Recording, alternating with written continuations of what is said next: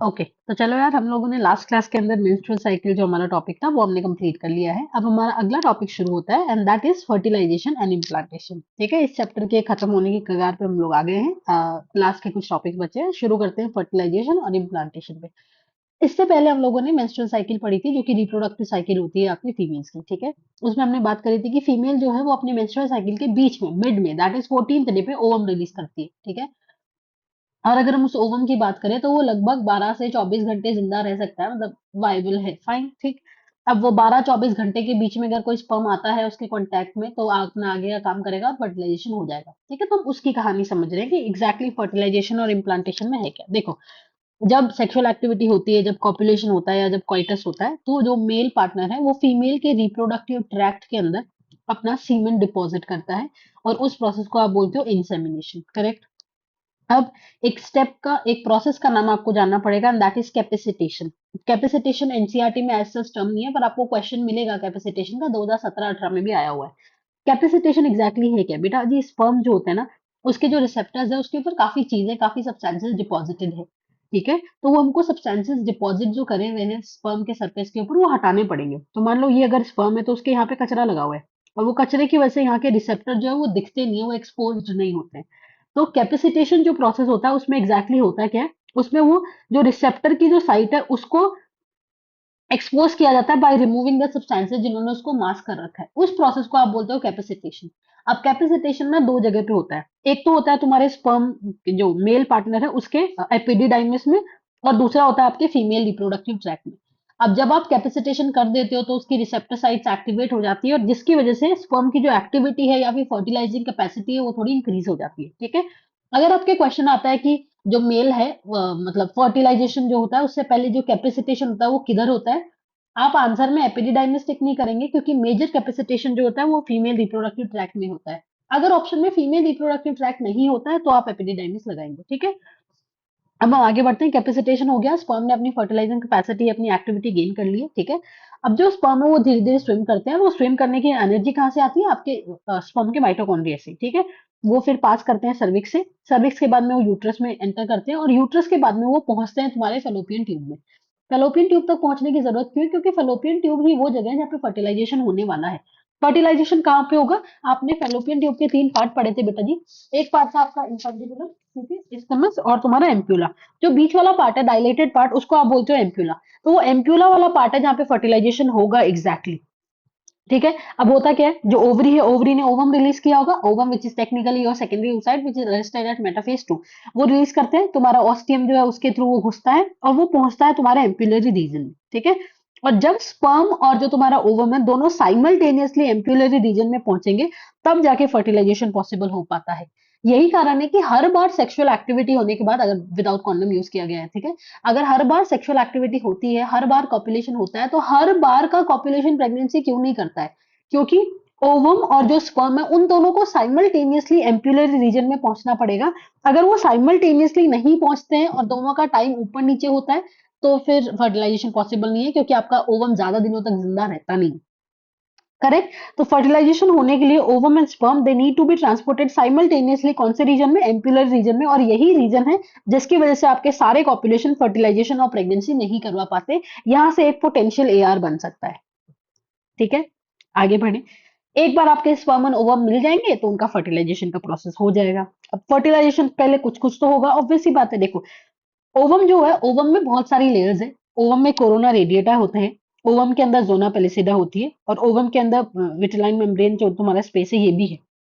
इन सबको क्रॉस करके स्पर्म को एंटर करना पड़ता है। ठीक है, होता क्या है, बहुत सारे स्पर्म एक साथ में आके चिपक जाते हैं, दैट प्रोसेस जो एग्लूटिनेशन। पर क्या सारे स्पर्म अंदर घुस पाएंगे? नहीं। स्पर्म वो होगा, वो स्पर्म अंदर घुसेगा जिसकी एक्रोसोमल रिएक्शन सबसे बढ़िया होगी। अब एक्रोसोमल रिएक्शन एग्जैक्टली है क्या? बेटा पहली बात ये ध्यान रखना पड़ेगा कि स्पर्म और ओवम स्पीशीज स्पेसिफिक होते हैं। आप ऐसे नहीं करेंगे कि किसी भी रैंडम एनिमल के ओवम को किसी भी रैंडम एनिमल के स्पर्म के साथ में फ्यूज करवा के कोई इंसान बना दिया, कोई ऑर्गेनिज्म बना दिया, दैट इज नॉट पॉसिबल। क्योंकि इनके बीच में स्पेसिफिक इंटरेक्शन होता है। होता क्या है, स्पर्म के सरफेस पे और ओवम के सरफेस पे स्पेसिफिक प्रोटीन होते हैं। ठीक है, जैसे एग के सरफेस पे आपको मिलेगा फर्टिलाइजिंग प्रोटीन, और स्पर्म के सरफेस पे मिलेगा आपको एंटी फर्टिलाइजिंग प्रोटीन। ये दोनों स्पीशीज स्पेसिफिक है। जब इनको पता चला हाँ भाई सही जगह पे पहुंच गए, तभी जाके फर्टिलाइजेशन का प्रोसेस होगा। तो ये इंटरेक्शन, ये केमिकल डायलॉग जरूरी होता है। ठीक, अब मैंने आपको बोला एक्रोसोमल रिएक्शंस होगी। अब एक्रोसोमल रिएक्शन एग्जैक्टली है क्या? बेटा जी, आप लोगों ने स्पर्म का जब स्ट्रक्चर पढ़ा था तो आपने एक्रोसोम पढ़ा था, which is cap like structure and which has hydrolytic enzyme and can be compared with your lysosome, correct? उसमें तीन तरीके के हाइड्रोलाइटिक एंजाइम होते हैं। नंबर वन हाइल्यूरोनाइडेज, नाम आपको याद करने पड़ेंगे। Number two corona penetrating enzyme and number three zonalysin या फिर एक्रोसिन। ठीक, अब सबसे पहले हम लोग बात करते हैं हाइल्यूरोनाइडेज एग्जैक्टली करता क्या है। वो आपके जो ग्रेन्युलोसा सेल्स है या फॉलिकल्स के जो सेल्स हैं, आपको पता है कि आपका ओवम जो होता है वो फॉलिकल में पैक्ड होता है, तो फॉलिकल्स के जो सेल्स है वो आपस में कनेक्टेड होते हैं हाइल्यूरोनिक एसिड से। और वो जो हाइल्यूरोनिक एसिड है उसको तोड़ने का काम, अगर आप हाइल्यूरोनिक एसिड को तोड़ देंगे तो यहाँ पे स्पेस बन जाएगा, तो स्पर्म आराम से एंटर करेगा। वो काम करता है हाइल्यूरोनाइडेज। तो hyaluronidase it digests the hyaluronic acid which is basically cementing your granulosa cells या फिर फॉलिकुलर सेल्स। इतना done. Next is corona penetrating enzyme. आपको पता है कोरोना रेडिएटा लेयर होती है, वो कोरोना रेडिएटा की जो लेयर होती है उसको डिसॉल्व करने का काम करता है कोरोना पेनिट्रेटिंग एंजाइम। और तीसरा आता है जोनालाइसिन या एक्रोसिन। इसके नाम से पता लग रहा है कि जोना पेलिसिडा को ये डाइजेस्ट करता होगा। एक क्वेश्चन जो पीवाई की वो ये है कि कौन से प्रोटीन के साथ में बाइंडिंग होती है? तो स्पर्म जो होता है वो एक प्रोटीन के साथ में बाइंड करता है विच इज बेसिकली अ ग्लाइकोप्रोटीन, मतलब ग्लूकोज, तुम्हारा शुगर और प्रोटीन दोनों है, ठीक है। और वो प्रोटीन का जो नाम है दैट इज ZP3। तो ZP3 प्रोटीन जो होता है उसके साथ में बाइंड करता है आपका स्पर्म, जो कि कहाँ प्रेजेंट होता है? जोना पेलिसिडा के ऊपर। ठीक, इतना डन। ओके, नाउ अब हम बात करते हैं कि क्या एक ही स्पर्म एंटर करेगा। अगर एक से ज्यादा स्पर्म एंटर करते हैं तो उसको आप बोलते हो पॉलीस्पर्मी, ठीक है। और पॉलीस्पर्मी हम नहीं चाहते क्योंकि अब नॉर्मल कंडीशन हो जाती है। तो पॉलीस्पर्मी को ब्लॉक करने के लिए कुछ ब्लॉकेज सिस्टम हमने लगा रखे हैं। दो तरीके के ब्लॉक होते हैं, एक होता है फास्ट ब्लॉक, एक होता है स्लो ब्लॉक। फास्ट ब्लॉक और स्लो ब्लॉक आपके सिलेबस में एज सच डायरेक्टली नहीं है, पर थोड़ा सा जान लेते हैं, ठीक है।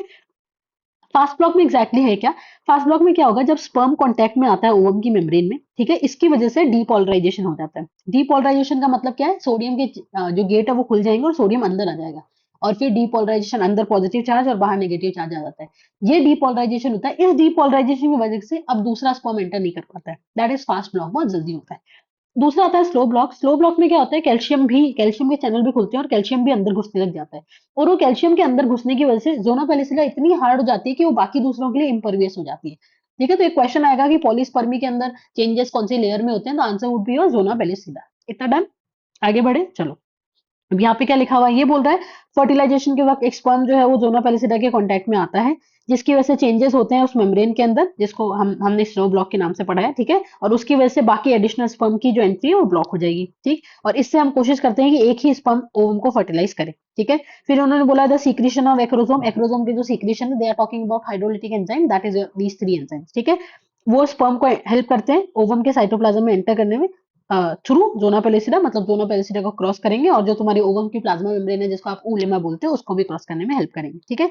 जैसे ही स्पर्म एक बार कांटेक्ट में आता है ओवम के, वैसे ही जो तुम्हारा सेकेंडरी oocyte है जो कि मेटाफेज पे अटका हुआ है, वो अपना आगे का काम करता है। अब जो MPC है, मेटाफेज प्रमोटिंग कॉम्प्लेक्स, ठीक है, इसको तो ब्रेक कर दिया जाता है और एपीसी को ऑन कर दिया जाता है, एपीसी और एनाफेज प्रमोटिंग कॉम्प्लेक्स। तो एपीसी को आप चालू कर दो।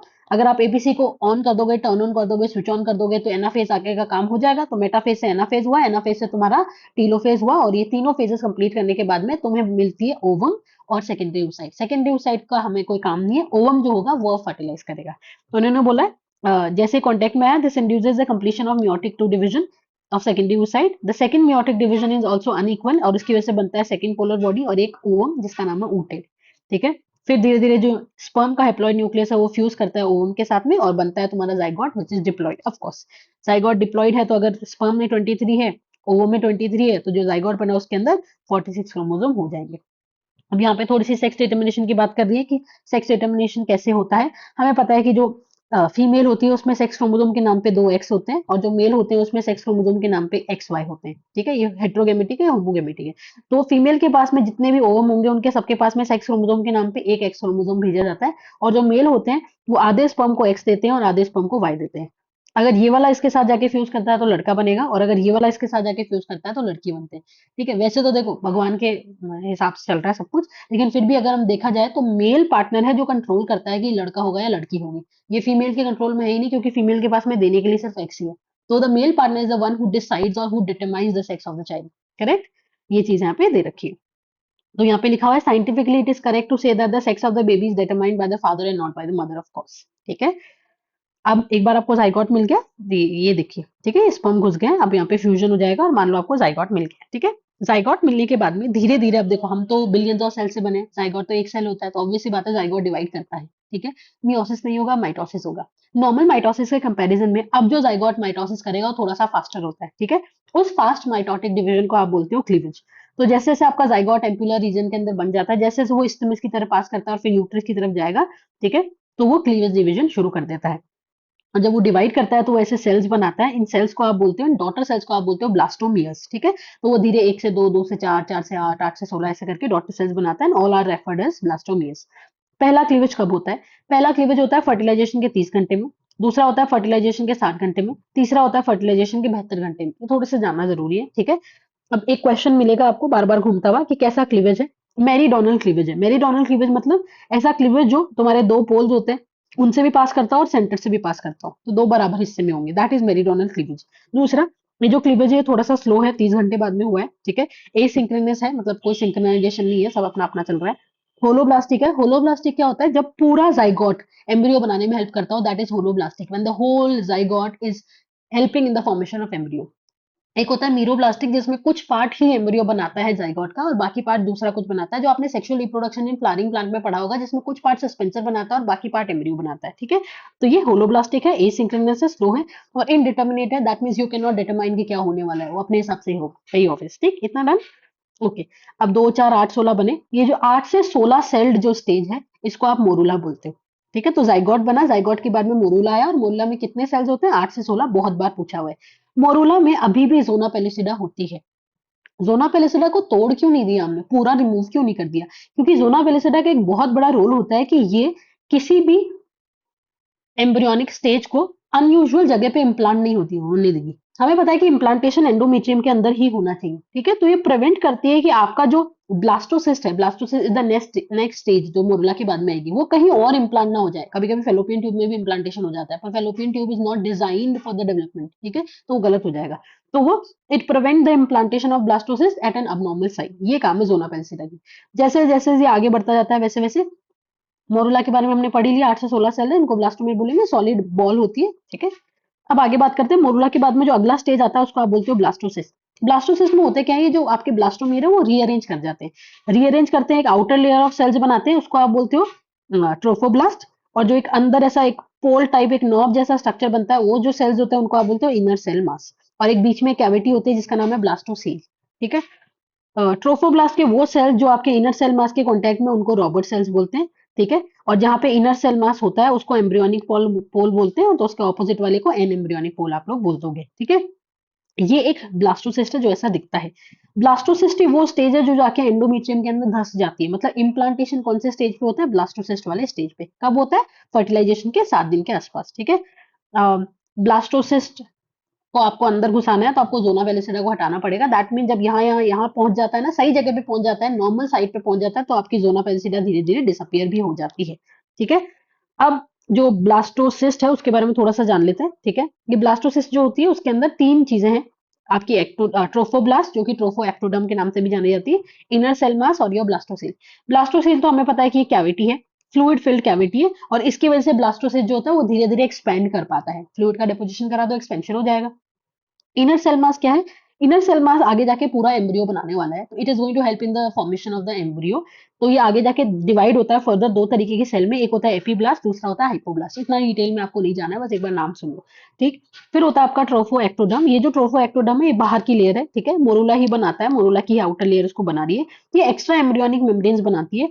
एक्स्ट्रा एम्ब्रियोनिक मेम्ब्रेन जैसे आपका कोरियन हो गया, एलेंटॉइस हो गया, एमनियन हो गया, ये सारी चीज, यॉर्क हो गया, ठीक है। ये ट्रोफोब्लास्ट धीरे धीरे दो में डिवाइड होती है, एक होती है साइटोट्रोफोब्लास्ट, एक होता है सिंक्शियोट्रोफोब्लास्ट। सिंक्शियो में बहुत सारे न्यूक्लियस होते हैं, इतना नहीं याद करना है, मैं वो समझा रही हूँ एक बार, ठीक है।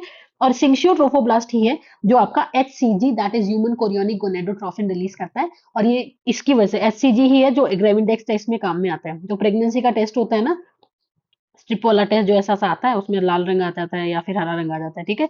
वो जो टेस्ट होता है उसमें एचसीजी ही डिटेक्ट होता है यूरिन के अंदर, दैट इज योर ग्रेविडेक्स टेस्ट। अगर आपको याद हो तो हमने पढ़ा था कि एचसीजी वो है जो आपके कॉर्पस ल्यूटियम को रेस्क्यू करके रखेगा। तो अगर फर्टिलाइजेशन हो जाता है तो जो आपका सिंक्शियोट्रोफोब्लास्ट है, इससे जो एचसीजी आया है वो पूरे कॉर्पस ल्यूटियम को 9 महीने के लिए संभाल के रखेगा कि भाई साहब आप प्रोजेस्टेरॉन बनाते रहे ताकि हमारा एंडोमेट्रियम सॉलिड बनता रहे और आराम से चलता रहे सब कुछ, ठीक है। ये वाला पार्ट डन। ब्लास्टोसिस के बाद में जो अगला स्टेज आता है उसको आप बोलते हो गेस्ट्रूला। तो आता है मोरूला, मोरूला के बाद में blastula, that is your blastocyst, और फिर आता है गेस्ट्रूला।